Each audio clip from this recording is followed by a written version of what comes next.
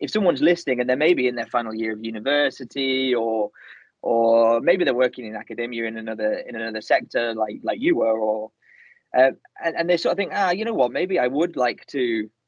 I don't know, do research on the impacts of social media on sports clubs, or maybe they're hearing this for the first time now and thinking, oh wow, I didn't even know research was being done about Instagram and football teams. Yeah. And they think, I quite like this life at university. What was kind of the route then for people to kind of get into the research side of things, or the innovation side of things? That's a great question. So I think obviously if you're doing a degree or a master's, and it's whatever discipline you're in, actually, you could, when it comes to kind of choosing projects and choosing final projects. So all of the master's students do like a final dissertation, or a 3-month internship, or a 6-month placement, or a substantial topic, and you could then angle that towards sport and do a unique piece of research and just kind of become known for it. But I think obviously doing a relevant degree is good, but it's not good enough these days really to go and just do a degree and a master's. I think you've really got to, universities have got 1,000,001 opportunities, I think, to work with partners and to gain experience through placements and internships and get involved with societies and things. And I think students have got to sort of grasp those opportunities a little bit, and it's challenging because often they're trying to do the studies alongside a pretty serious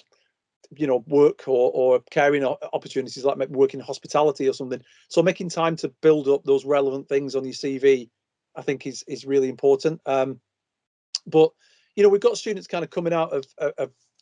degree programs and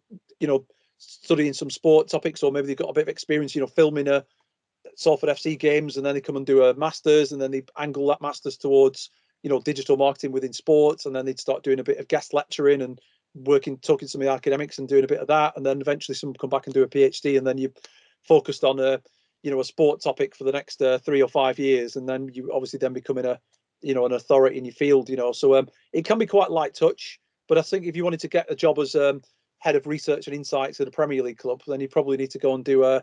PhD or a master's or MBA and